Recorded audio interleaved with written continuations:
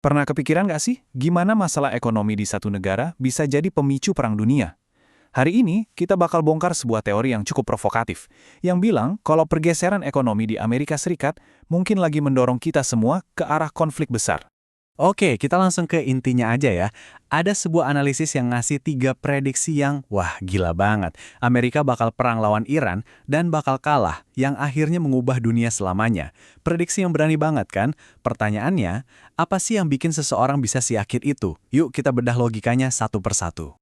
Nah, buat ngerti prediksi segila itu, kita harus mundur sedikit buat lihat gimana mesin ekonomi Amerika itu berubah total.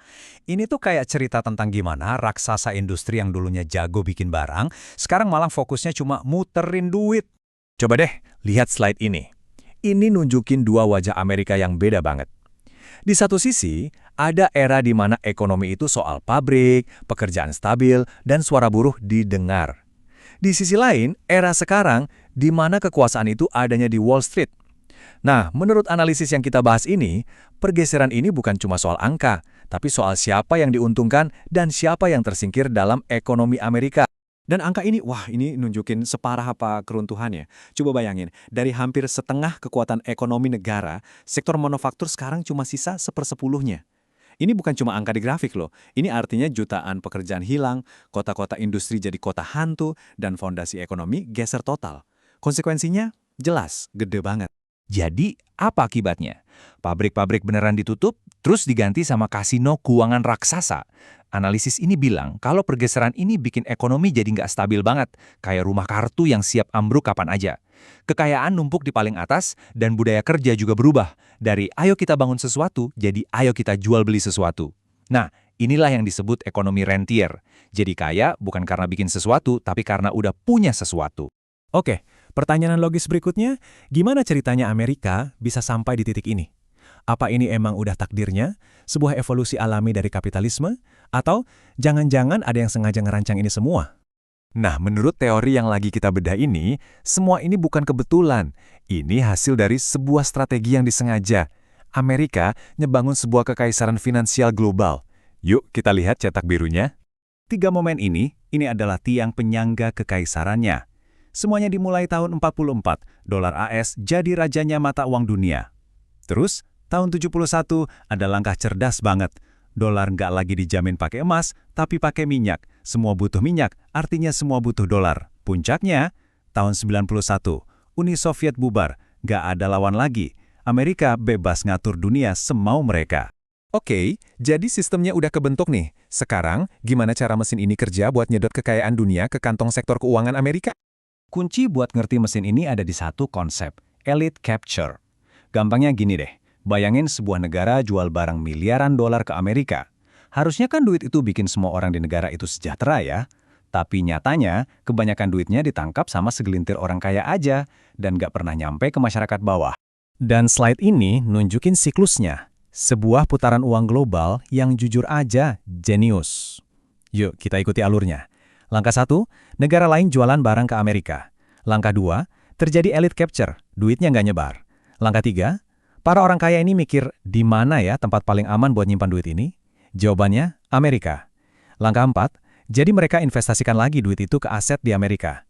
Ujung-ujungnya, langkah 5, Wall Street yang ngelola semua duit ini, ngambil komisi, dan bikin sistem ini makin besar lagi.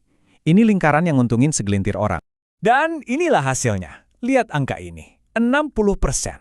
Gila kan? Satu negara, Amerika Serikat, jadi rumah buat lebih dari setengah kekayaan pasar saham seluruh dunia. Bandingan aja sama Jepang yang cuma 6% atau Tiongkok yang 3%. Ini bukan lagi soal konsentrasi modal, ini udah kayak lubang hitam finansial yang nyedot kekayaan dari seluruh planet ke satu titik. Tapi, ada satu masalah gede. Seluruh sistem ini berdiri di atas tumpukan utang yang luar biasa besar. 34 triliun dolar. Dan yang lebih ngeri lagi, hampir setengahnya itu dipegang sama negara lain. Artinya, seluruh kekaisaran ini cuma bergantung sama satu hal yang rapuh banget, kepercayaan dunia. Terus gimana kalau kepercayaan itu mulai retak? Nah, disinilah ceritanya jadi makin panas dan relevan sama kondisi sekarang. Sistem yang udah jalan puluhan tahun ini, sekarang lagi ngadepin ancaman yang menurut sumber ini bisa ngeruntuhin semuanya. Dan retakan pertama itu, menurut teori ini, datangnya dari Ukraina. perang ini bukan cuma soal tanah, ini soal citra. Setiap kali citra tak terkalahkannya Amerika kegores, kepercayaan ke dolar, pondasi dari semua ini ikut goyah. Ini ancaman langsung ke jantung kekaisaran finansialnya. Oke, ini kita sampai di persimpangan jalan yang paling penting. Kalau sistemnya terancam, apa dong pilihan yang mereka punya? Pilihan paling logis kan ya, balik lagi ke dasar, bangun lagi pabrik-pabrik, benerin ekonomi dari dalam. Tapi kata teori ini, itu hampir mustahil. Kenapa? Ya karena para elit keuangan yang berkuasa pasti bakal ngelawan.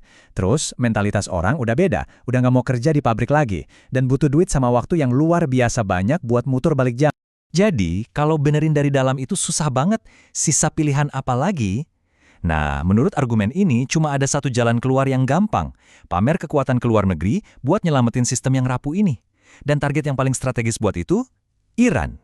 Tapi, kenapa harus Iran? Logikanya, kata teori ini, ada 3 alasan utama. Pertama, buat pamer kekuatan. Menang perang secara telak bakal bikin semua orang percaya lagi sama kekuatan Amerika, dan tentunya dolarnya. Kedua, nguasain minyak, sumber daya yang jadi dasar sistem petrodolar itu.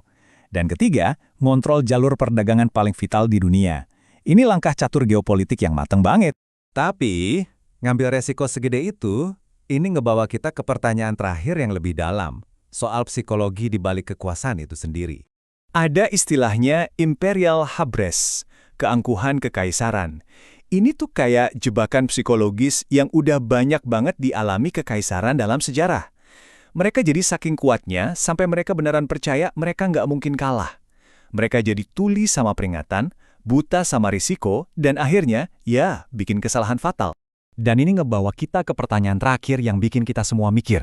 Kalau kita lihat semua ini, apa mungkin sebuah sistem yang begitu besar dan kuat bisa sadar sama kelemahannya sendiri sebelum terlambat? Atau jangan-jangan kesombongannya sendiri yang justru bakal mendorong mereka ke jurang? Menurut analisis ini, jawabannya bakal kita lihat sebentar lagi. Nah, kalau menurut Anda gimana?